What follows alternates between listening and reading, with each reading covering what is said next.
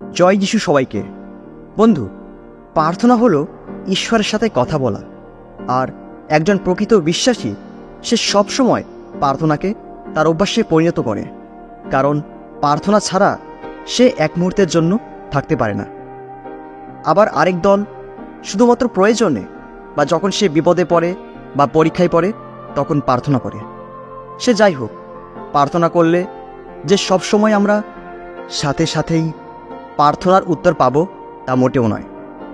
আর যখন আমরা এই পরিস্থিতিতে পড়ি তখন আমরা ভাবি যে কীভাবে প্রার্থনা করলে আমরা সাথে সাথেই উত্তর পাব। তাই বন্ধু, আজ এই ভিডিওতে আমরা এমন একটি শক্তিশালী প্রার্থনা করব যা করলে আপনি সাথে সাথেই প্রার্থনার উত্তর পাবেন। তাই বন্ধু, আমি অনুরোধ করব ভিডিওটি না টেনে শেষ পর্যন্ত দেখুন আর এই শক্তিশালী প্রার্থনা করুন। তারপর দেখবেন আপনার প্রার্থনার উত্তর আপনি পাবেন। আজ আপনি আশীর্বাদ নিয়েই বাড়ি যাবেন। বন্ধু, যদি আপনি জিরোমীয় 29 অধ্যায় 11 থেকে তার 12 পদ পড়েন, সেখানে বলা হয়েছে, তোমাদের জন্য আমার পরিকল্পনার কথা আমি জানি, তা তোমাদের মঙ্গলের জন্য, ক্ষতির জন্য নয়। সেই পরিকল্পনার মধ্য দিয়ে তোমাদের ভবিষ্যতের আশা পূর্ণ হবে। তখন তোমরা আমাকে ডাকবে ও আমার কাছে এসে প্রার্থনা করবে, আর আমি তোমাদের কথা শুনব। বন্ধু, এই বাক্যে আমরা দেখতে পাই যে ঈশ্বর তার সন্তানদের জন্য সবসময় উত্তমের পরিকল্পনা করেন, তাই তিনি কখনো তার সন্তানদের অমঙ্গল চান না। একইভাবে আজ ঈশ্বর আপনার জন্য পরিকল্পনা করছেন। আর যদি তাই হয়, তাহলে আপনি ডাকলে বা প্রার্থনা করলে ঈশ্বর নিশ্চয়ই উত্তর দেবেন, কারণ ঈশ্বর নিজেই এই কথা বলেছেন যে তিনি আপনার প্রার্থনার উত্তর দেবেন। তাই বন্ধু, যদি এখন আপনার প্রার্থনার উত্তর আসছে না, তাহলে মোটেও মন খারাপ করবেন না, কারণ ঈশ্বর আপনার জন্য পরিকল্পনা করছেন। শুধু তাই নয়, তিনি বড় কিছু করতে চলেছেন। তাই আপনি নিরাশ না হয়ে আনন্দ করুন এবং প্রতিনিয়ত প্রার্থনা চালিয়ে যান। বন্ধু, যদি আপনি গীতসংহিতা 65 অধ্যায় তার 2 পদ দেখেন, সেখানে বলা হয়েছে, এ প্রার্থনা গ্রাহ্যকারী, তোমার কাছেই সব মানুষ আসে। বন্ধু, আজ আপনি ঠিক জায়গাতেই আছেন। যিনি প্রার্থনা গ্রাহ্যকারী, তিনি আপনার প্রার্থনা শুনছেন। তিনি জানেন আপনার কি দরকার, কারণ তার কাছেই আপনার মতো সমস্ত মানুষ প্রার্থনা করে। তাই বন্ধু, মোটেও আশা হারাবেন না, বরং তার উপরে ভরসা রাখুন। যখন আপনি প্রার্থনা করেছেন, তখন আপনি এটি জেনে রাখুন যে আপনি অবশ্যই প্রার্থনার উত্তর পাবেন। বন্ধু, যদি আপনি গীতসংহিতা 145 অধ্যায় তার 18 পদ দেখেন, সেখানে বলা হয়েছে, যারা সদাপ্রভুকে ডাকে, অন্তর দিয়ে রাখে, তিনি তাদের কাছেই থাকেন। বন্ধু, যদি আপনি মন প্রাণ দিয়ে ঈশ্বরকে ডাকছেন এবং তার কাছে প্রার্থনা করছেন, তাহলে আজ আপনি এটি জেনে রাখুন যে তিনি আপনার কাছ থেকে দূরে নন, তিনি আপনার কাছেই আছেন। তিনি জানেন আপনার কি দরকার এবং তিনি সঠিক সময়ে আপনাকে দয়া করবেন।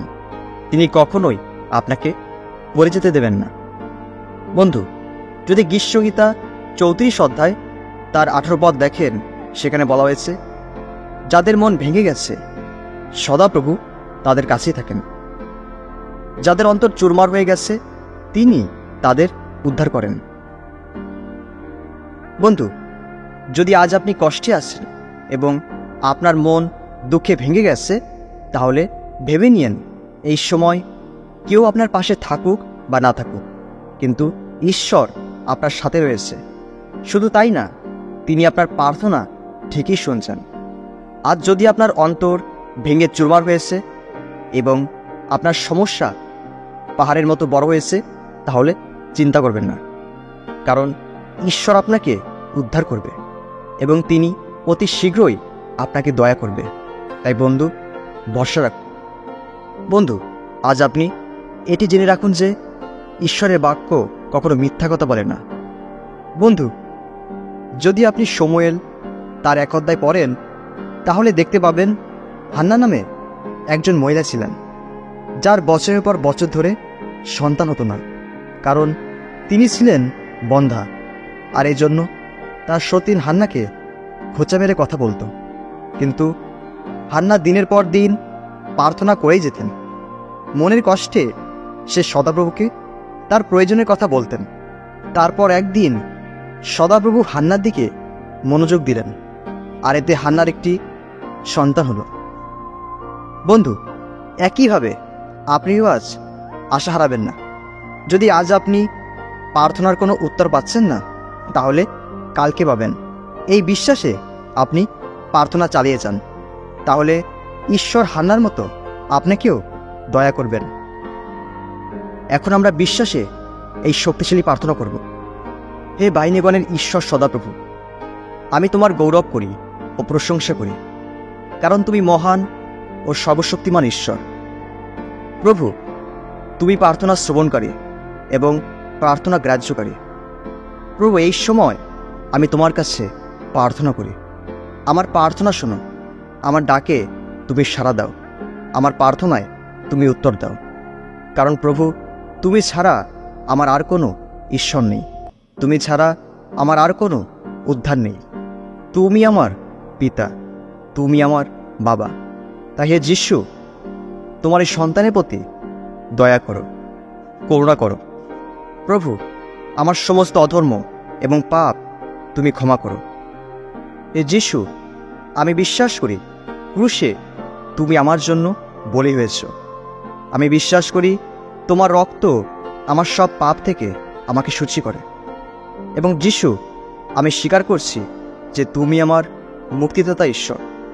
প্রভু, আজ আমি যে সমস্যার মতো রয়েছি তুমি সবই জানো। কোনো কিছুই তোমার কাছে লুকানো নেই, কারণ মায়ের গর্ভে তুমি আমাকে বুনেছ। তাই প্রভু, এই সময় বিশ্বাস সহকারে আমি তোমার কাছে আসছি। হে ঈশ্বর, আজ আমার জীবনে যে সমস্যা, যে যন্ত্রণা, যে বেদনা রয়েছে, সেখান থেকে আমাকে বের করে আনো। আমার জীবন থেকে সমস্ত সমস্যার সমাধান তুমি করো, কারণ আমি জানি প্রভু, এই কাজ একমাত্র তুমিই করতে পারো। প্রভু, আমি নিজেকে এবং আমার পরিবারকে তোমার হস্তে রাখি। আজ আমি এই বিশ্বাস নিয়ে আসছি যে আমি খালি হাতে ফিরব না, কারণ যিশু, তুমি সবসময় আমাদের সাথে থাকো এবং সবসময় তোমার চোখ আমাদেরকে দেখে।